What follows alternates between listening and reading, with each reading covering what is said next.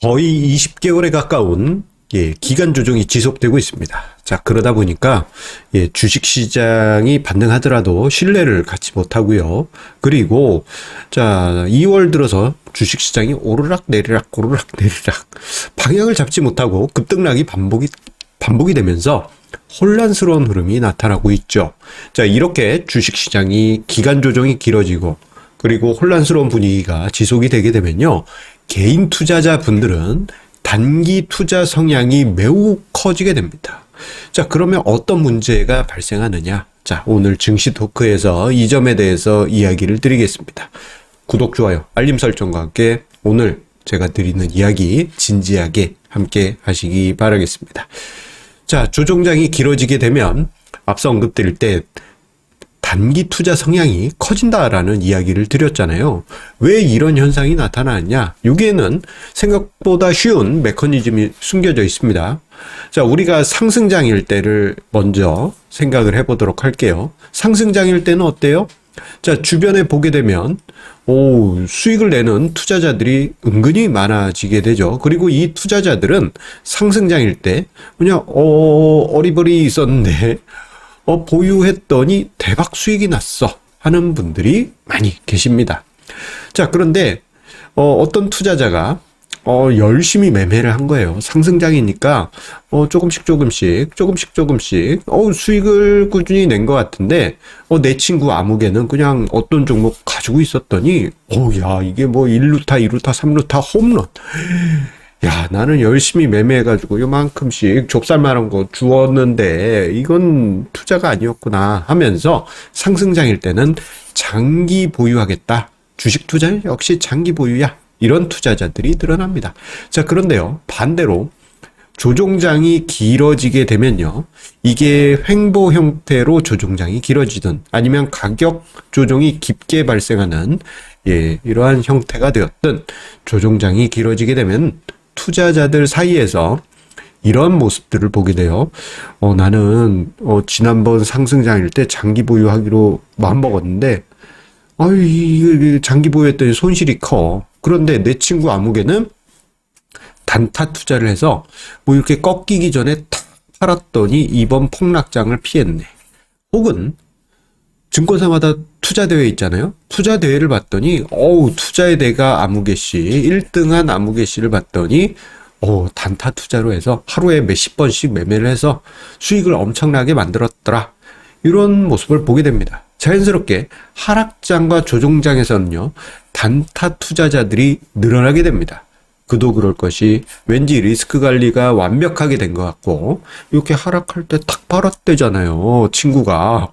이야, 얼마나 멋있습니까? 그리고 여기 쭉 떨어질 때 밑에서 좀 샀다가 요만큼 먹고 나오면 이삭죽기처럼 수익을 만드니 대박 수익률처럼 느껴지는 것입니다. 결국 조종장이 길어질수록 단타 개미 투자자들이 급증하게 돼요.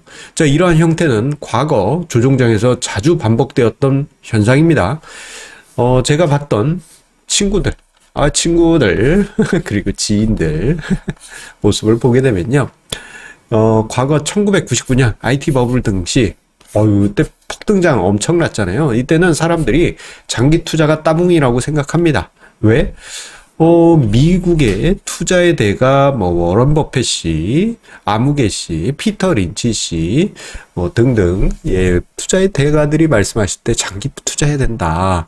제레미 시겔이라는 교수님은 아예 책 이름이 주식을 장기 투자하라라는 책이 있을 정도니 사람들이 이때만 하더라도 장기 투자 따봉이라는 생각을 하게 되죠.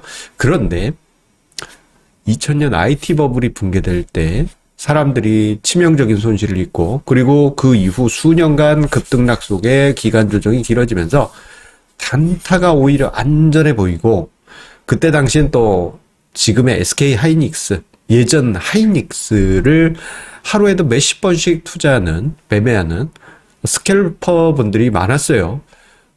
이런 분들 보면 하락장에서 그냥 홀딩했던 사람은 몇 분의 1 토막 났는데 그들은 그래도 버텨주는 것 같거든요. 결국 단타가 안전해 보입니다. 그런데 여기엔 숨겨진 비밀이 담겨져 있어요. 뭐냐, 그렇게 해서 이제 단타 성향으로 바뀌게 되죠. 처음에는 중장기 투자한다라고 했던 분이 일단 나는 그렇게 뭐 아주 짧은 그렇게 뭐 도박처럼 하는 단타꾼 아니야 하면서 한 달 단위의 단기 투자를 시작하셨다가 그 다음엔 단기 투자 한 달 이것보다는 스윙 트레이딩이란 게 있네. 아유 용어가 멋있어. 일주일 단위로 매매하는 스윙 투자로 넘어가고 그 다음엔 얼마 있다 보면요 하루에 몇 번씩 혹은 몇십 번씩 매매하는 스캘핑 투자를 하시는 분들이 어마어마하게 많으실 겁니다. 그리고 그 다음에는 선물 시장으로 넘어가죠. 그 다음에는 옵션 시장으로 넘어가서 더 화끈하고 짜릿한 정말 어마어마한 매매 횟수를 본인 스스로 만들게 됩니다. 과거에 이런 이야기들이 많이 있었어요. 예. 주식으로 단타 치다 손실난 사람이 선물 시장으로 가고 선물 시장에서 열심히 매매했던 사람이 옵션 시장으로 가고 뭐 이랬더라라는 옛날 얘기가 있습니다. 자, 그런데요.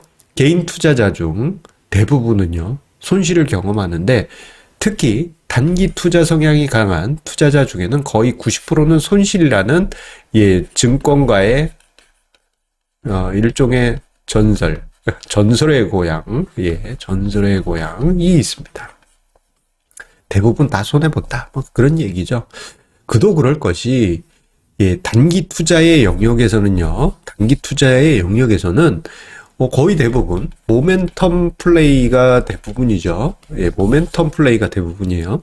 주가가 팍 뛸 때 사서 수익을 만드는 거예요. 그런데 이론상으로는 완벽하죠. 야, 이때 딱 사서 내가 이때 딱 팔면 플러스 수익. 오케바리, 체케바리지만 보통 이렇게 확 올라가기 갈 때, 대부분의 시세 분출이 순간적으로, 거의 대부분, 상승의 한 80%는 순간적으로 발생하고, 나머지 부분은, 천천히 상승하지만 그 시간은 매우 짧아요.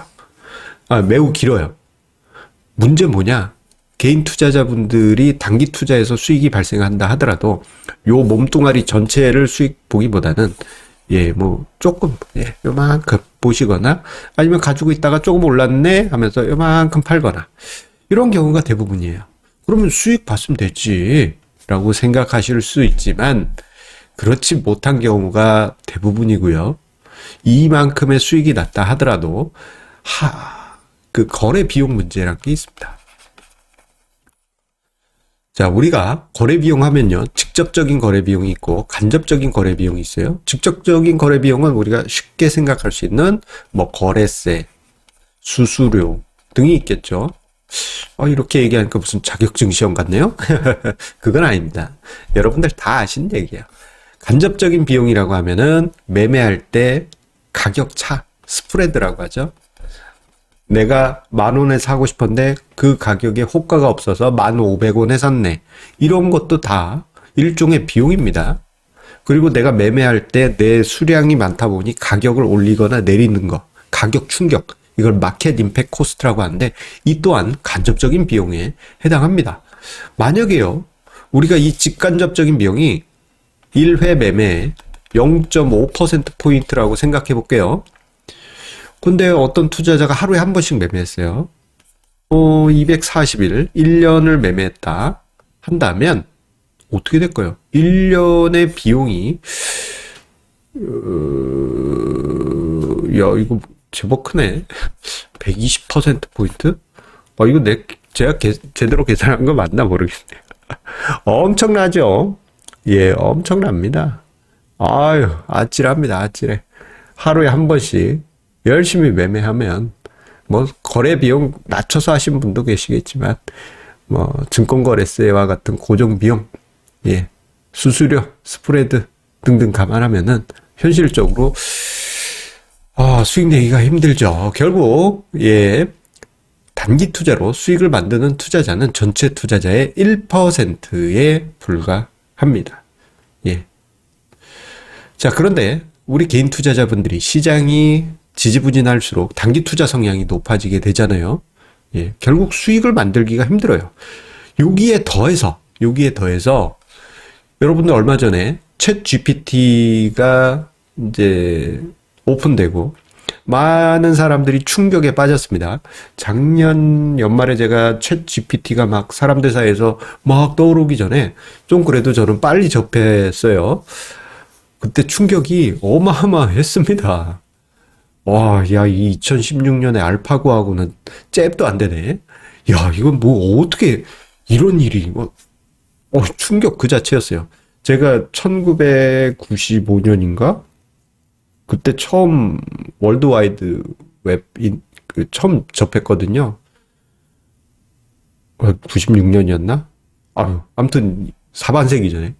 그때 그 충격만큼 챗GPT 충격이 어마어마했어요. 그런데 그러한 인공지능이 업그레이드된 인공지능이 그냥 채팅으로만 쓸까요? 아니죠? 예, 투자에도 쓰이게 됩니다.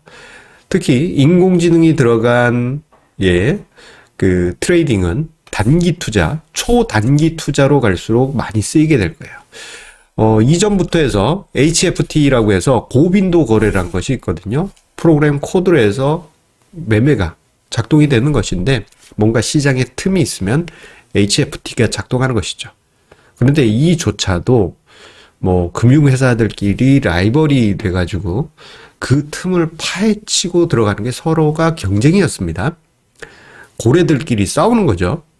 근데 이제 인공지능이 들어왔다 그러면 저 인공지능 코드 또한 인공지능이 업그레이드하고 스스로 자가 발전하는 형태로 진화하게 될 거예요.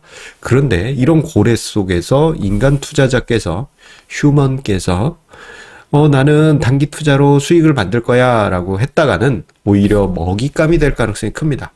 예전엔 낭만적일 때는 그나마 1%의 투자자가 단기 투자로 수익을 만들었다면 미래는 어쩌면 지금 현재는 단기 투자로 더 수익을 만들긴 어려울 수 있습니다.